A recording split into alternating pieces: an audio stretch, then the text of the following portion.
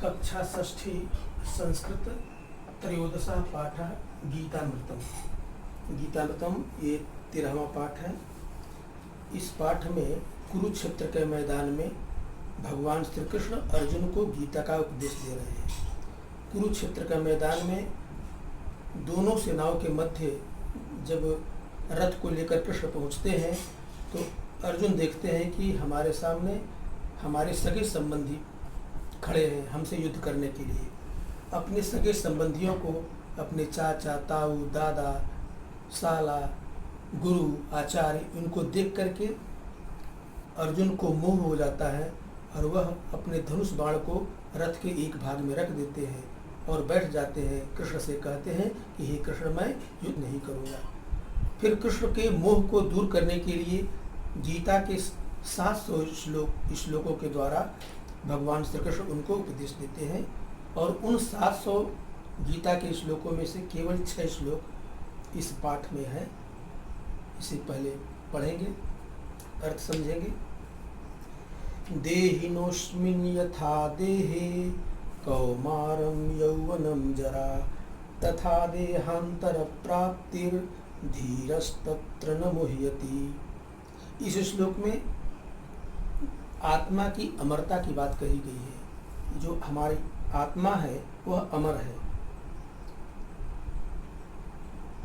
श्री कृष्ण कह रहे हैं कि हे अर्जुन, देहिनोऽस्मिन् यथा देहे।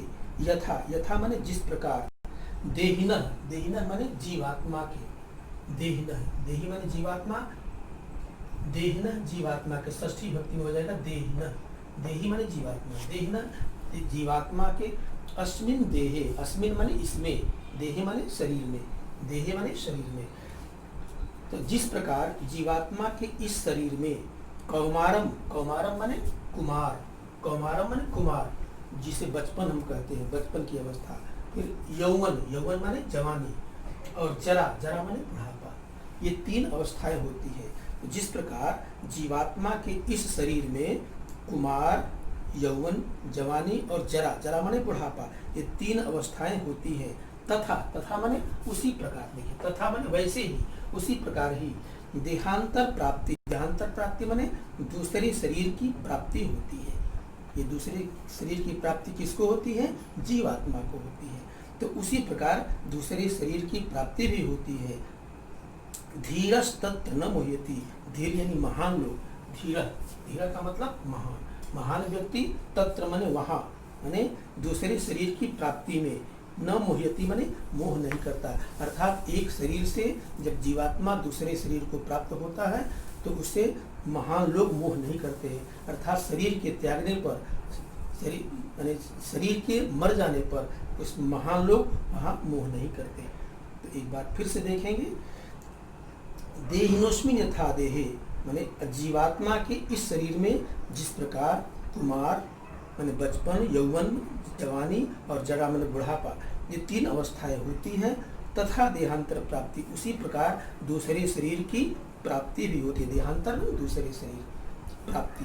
धीरस्तत्र न मुह्यति, महान लोग उसमें मोह नहीं करते। दूसरा श्लोक, वासांसि जीर्णानि यथा विहाय नवानि गृह्णाति नरोपराणि तथा शरीराणि विहाय जीर्णानि अन्यानि संयाति नवानि दी। श्री कृष्ण कह रहे हैं कि हे अर्जुन, यथा, यथा माने जिस प्रकार, देखिए पहली पंक्ति के बीच में शब्द है यथा, जिस प्रकार। नरः नीचे है, यथा के नीचे है नरः, जिस प्रकार मनुष्य। जीर्णानि, जीर्णानि माने पुराने, जीर्णानि, जीर्णानि, वासांस माने वस्त्रों को, वासम का बहुवचन है वासांस।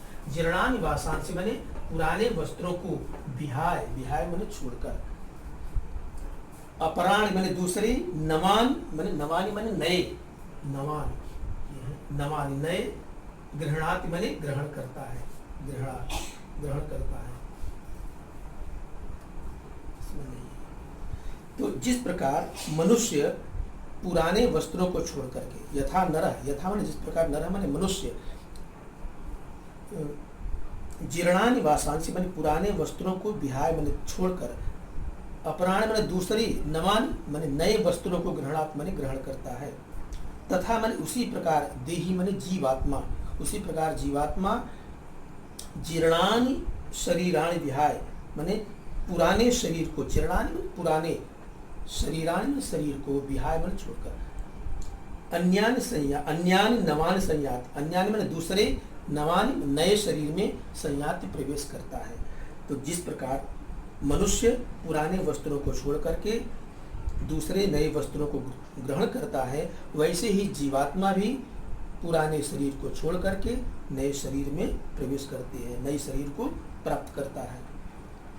श्लोक नंबर 3, नयनम छिन्दन्ति शस्त्राणि नयनम दहति पावकः न चैनम क्लेदयन्त्यापो न शोषयति मारुतः। नयनम, नयनम में दो शब्द है, न धन एनम, एनम माने इसको, इसको किसको, इस आत्मा को, एनम इसको, शस्त्राणि, शस्त्राणि माने शस्त्र, न छिन्दन्ति नहीं काटते, छिन्दन्ति, छिन्दन्ति माने काटते हैं, यहाँ न छिन्दन्ति नहीं काटते हैं। तो इस आत्मा को, ये कहने का मतलब ये आत्मा अजर अमर है, इसे शस्त्र नहीं काट सकता, तलवार तीर भाला से यह आत्मा नहीं कटता। कटता कौन है, शरीर, शरीर कटता है, शरीर मरता है। तो नयनम छिन्दन्त शस्त्राणि, इस आत्मा को शस्त्र नहीं काट सकते। नयनम दहति पावकः, न एनम मने न इसको, पावकः मने आग, पावकः पावकः आग, दहति, दहति मने जलाता है, आग इसे नहीं जला सकता। न चैनम क्लेदयन्त्यापः, आपः मने जल, और च मने च धन एनम, चैनम है, चैनम, च धन एनम, एनम मने इसको, और इस आत्मा को न तो आपः मने जल, क्लेदयन्ति मने गीला कर सकता है, यानी इस आत्मा को जल गीला भी नहीं कर सकता, जल इसे गला भी नहीं सकता, और न शोषयति मारुतः, मारुतः माने हवा इसको सुखा भी नहीं सकती। तो एक बार फिर से देखिए, नयनम छिन्दन्ति शस्त्राणि, इस आत्मा को शस्त्र काट नहीं सकते। नयनम दहति पावकः, आग इसको जला नहीं सकती। न चैनम क्लेदयन्त्यापो, जल इसे गीला नहीं कर सकता, और हवा इसे सुखा नहीं सकती। अर्थात यह आत्मा अजर और अमर है, ये किसी भी प्रकार से नष्ट होने वाला नहीं है।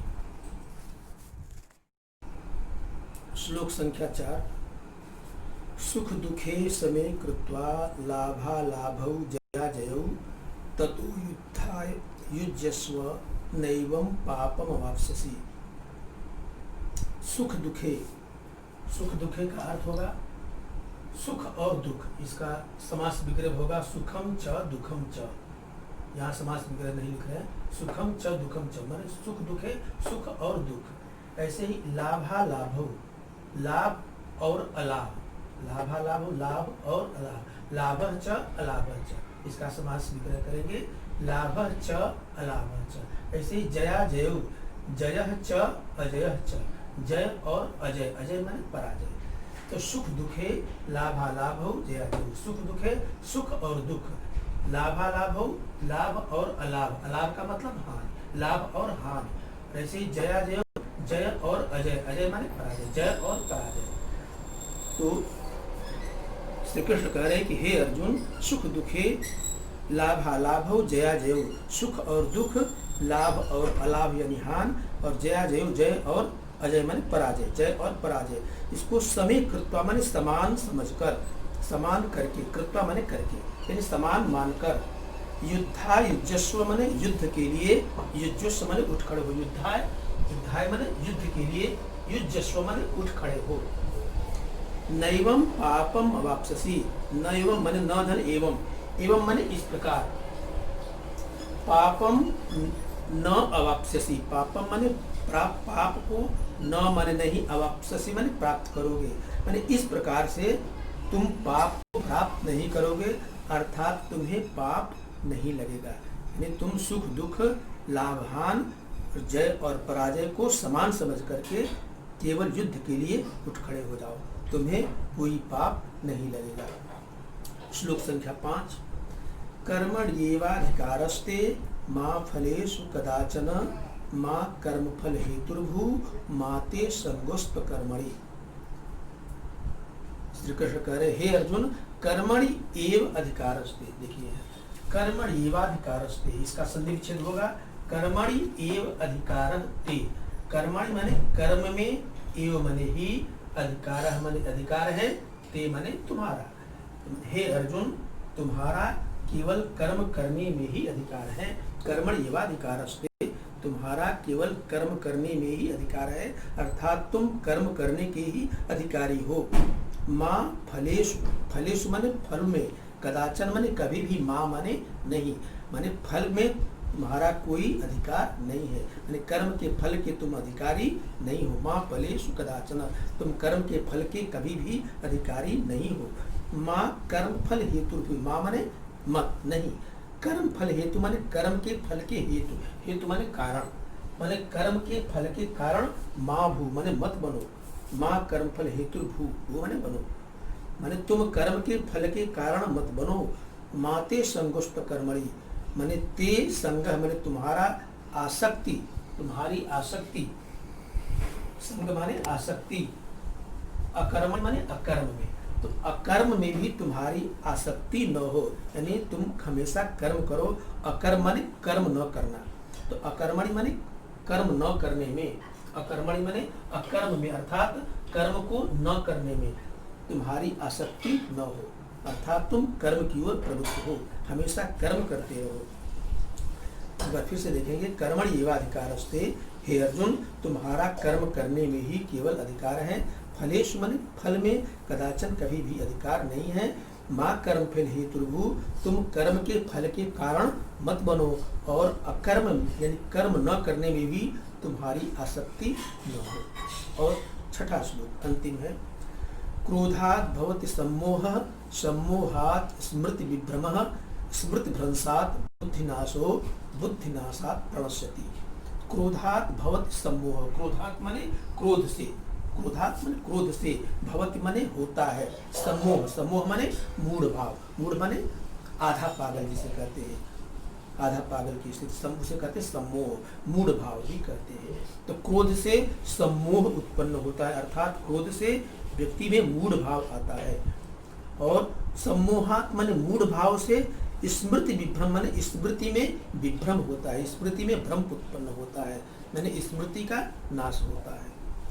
मूढ़ भाव से स्मृति का नाश होता है, स्मृति में विभ्रम उत्पन्न होता है, अर्थात स्मृति का नाश होता है। तो क्रोध से मूढ़ भाव, और मूढ़ भाव से स्मृति का नाश, और स्मृति भ्रंशात् माने स्मृति के नष्ट होने से बुद्धि नाश, बुद्धि का नाश, स्मृति के नष्ट होने से बुद्धि का नाश, और बुद्धि नाशात् प्रणश्यति, बुद्धि के नाश से प्रणश्यति माने नष्ट होता है। कौन? जिसकी बुद्धि नष्ट हो जाती है, अर्थात बुद्धि के नष्ट होने से उस पुरुष का भी नाश हो जाता है, जिसकी बुद्धि नष्ट हो जाती है। एक बार फिर से देखेंगे, क्रोधात् भवति सम्मोह, क्रोध से सम्मोह अर्थात मूढ़ भाव उत्पन्न होता है।